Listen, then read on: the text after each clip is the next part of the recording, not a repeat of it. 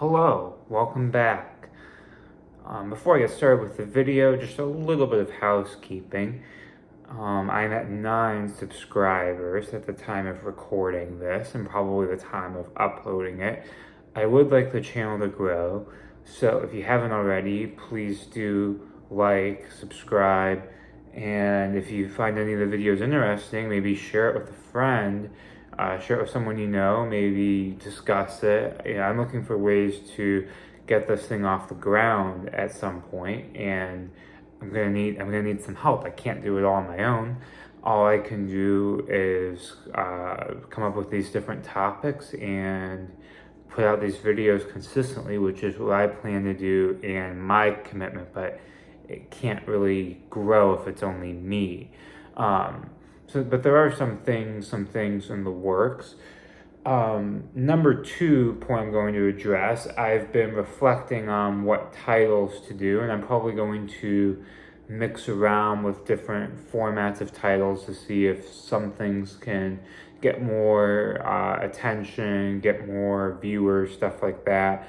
I've got back and forth on whether or not to put like, hey, 145 IQ thoughts on blah blah blah in the title, and like, I'm not like an IQ centric person by any stretch of the imagination, but on the other hand, I think it would be good for me to be able to speak to the people on YouTube that are searching that in the first place. Like I would love to be able to have these videos pop up when people are kind of searching like certain like IQ specifically, or 140s IQ or whatever, or top whatever percent IQ. So I may start toying around with that in a couple videos and just seeing what happens. So point number, and one more thing, one of the things that's in the works is going to be where I get more into my specific thought processes and kind of what stands out and what makes those different. Specifically with math, which is where I'm at my strongest. That is probably easier said than done. It'll take me a little bit because I want to do that right. I want to make sure I do that right. So that'll take a little bit of time for me to figure out how to do that right. I did go to like a mental math, like training, testing website, and actually didn't do too hot. This was my first, actually didn't do too hot, just was my first attempt on there. So that'll be something that, so I think what I'm gonna have to do is go to a website where there's like maybe more like high school, college level math problems, and just one, solve it as quickly as I can, and then 2, walk through my thought process behind it. So do that for a few problems and try to walk you through everything, to get some content on that out there. Because there's not a lot of specifically like that on there on YouTube.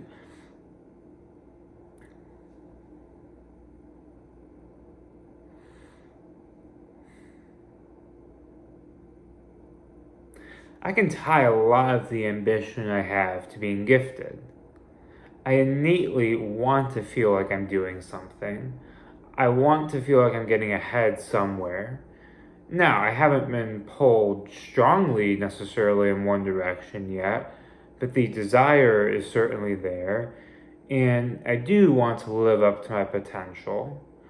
Now, growing up, a lot of the adults in my life, and some kids, have been impressed with everything I do, and they see a bright future in me, and something I'm already there. Moreover, my parents sacrificed a lot to make sure I got the best education I could possibly get and raised me in a good, loving, proper environment. And they really did a fantastic job with that. So for many years, I've wanted to leave the world in a better place than I found it. And I've had that kind of as an overarching goal on top of everything else. And really, after leaving religion behind, this might be the only consistent goal I've had. So that would be the last 6, 7 years. I felt that during my childhood years, and this is probably true for a lot of people, I've taken more from the world than I've been able to give.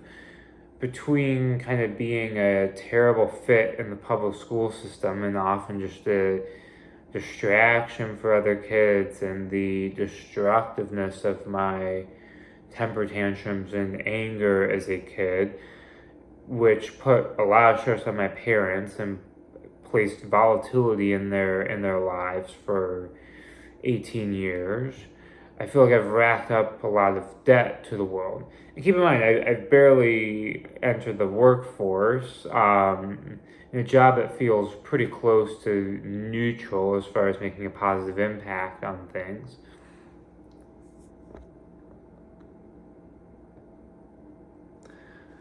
And now, one of the scary things with that is I have no idea how long I have to pay it back. There's a very good chance I have like 60 years to pay my debts back to the world, and maybe even a little bit longer. Or it could end at any moment. Like if it ended instantly, I'd never have to live with the knowledge that the debts would be paid. But if it was a slower, even slightly slower, yet still inevitable process, I suppose I would have lingering feelings of guilt in my final moments or my final days. So that was a little bit dark.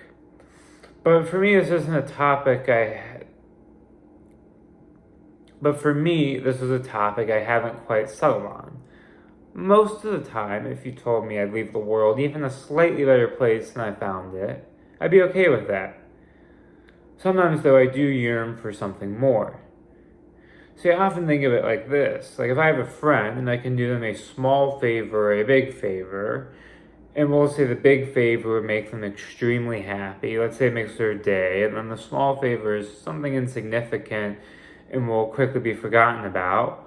Well, if I had the capability, I'd probably go ahead and do the big favor. And not just that, if I only did the small favor, yet was capable of doing the big favor and knew I was leaving that on the table, I'd feel guilty about not doing the big favor. I wouldn't walk around feeling good about only giving a small favor that marginally helped my friend. Like I wanted to be one of the best friends that I could be. So, kind of judging myself against my perceived ceiling is tough. Like, I do believe in my capabilities and potential, whether it be in the academic realm or like a social realm and interacting with others. Like, I feel pretty emotionally aware and analytical and believe that with effort I can be a really good friend to people. So, like I said, I beat myself up some when I'm only a good friend or do something only around the bare minimum of what the social expectations are and don't really exceed those. So often, I end up feeling like I'm a better friend than average.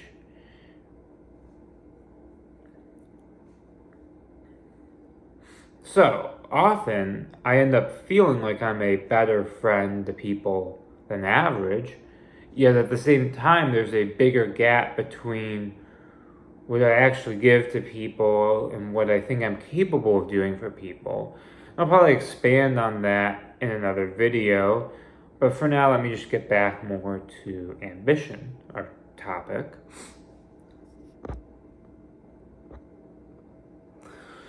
But like when I apply that logic to what I want to do for the world, leaving the world a better place isn't enough. I feel compelled sometimes to find the big favors instead of just the little ones. And like there's many days where I want to find something to do that's scalable, that can help a lot of people, something that positively impacts a lot of lives.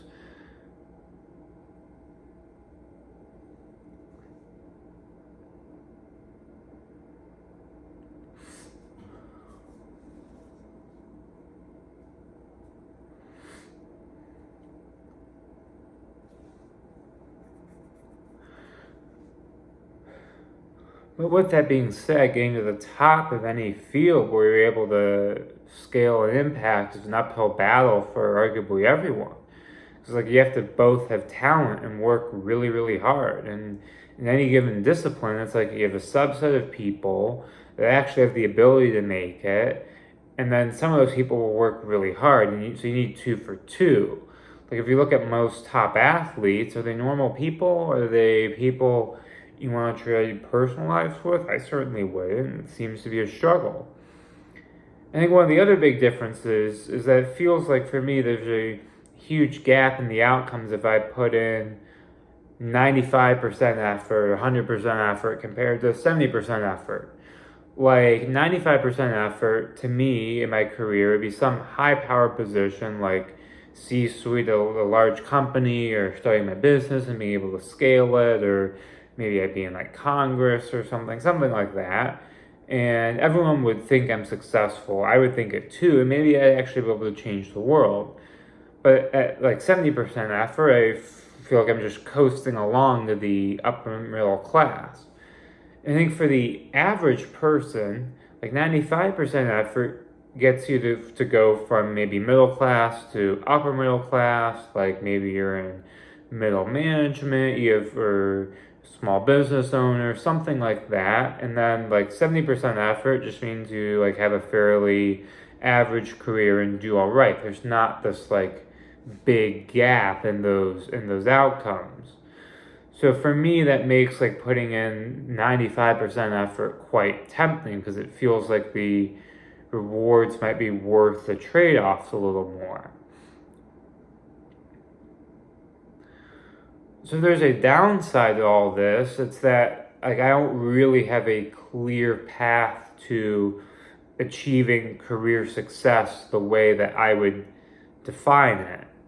Because I think other people can just apply themselves, excel enough in school, maybe excel enough on whatever certifications, put some effort in at their job, get promoted, and get promoted into like a top 10, top 20% career, top 10, top 20% income, stuff like that, and feel really good about themselves.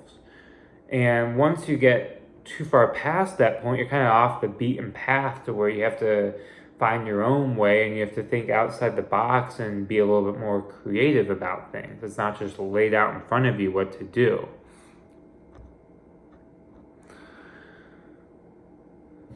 So again, like just coasting to the upper middle class doesn't seem particularly fulfilling. Now, granted, I feel more proud seeing money roll into my bank account from my job than if I like won a scratch off ticket, or if someone on the street just randomly gave me a paycheck for no reason.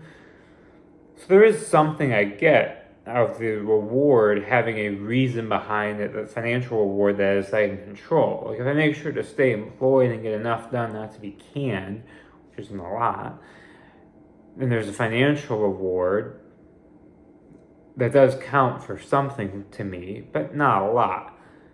I guess the other big difference I'll point out is how easy it is for me to appear like I'm working hard. Like many, I feel like it's just assume I'm some grinder, some really hard worker towards things I didn't have to put much time into. So I guess for me, the motivation is quite intrinsic. Like other people thinking I'm working hard isn't really a big concern of mine. It feels good as well, especially when it is justified, but it's definitely not my primary motivation. And I think a lot of gifted people, though, they do end up feeling like they owe something to the world, like they owe the best effort because there aren't many of them.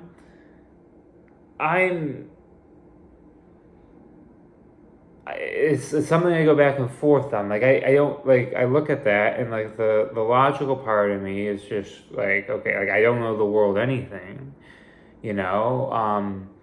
But at the same time, it's like I do feel compelled to give everything a good effort and try to do something big or try to do something good.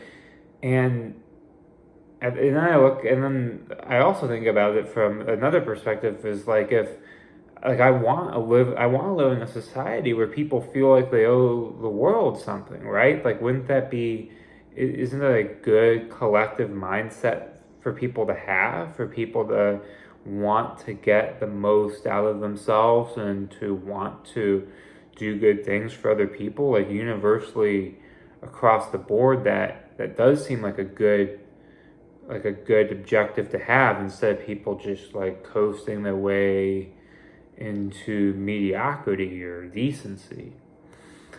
But I guess at the end of the day, like, all of this is not too big of a concern of mine. It's not something I necessarily consider too unique to the gifted experience. And there's a couple differences I pointed out, but I mean, many people seem to struggle with their personal ambition and fulfillment as well. And I think some of that sorts itself out over time, at least for many people. And there are enough ways out there for me to find immediate fulfillment and feel quite good about the thing I'm doing in the moment. So, like being in the corporate world now, I recognize I'm trading away some short-term satisfaction for the possibility of getting what I want in the long term. If I don't get that, I just hope to feel like I chase my dreams with enough effort. Peace.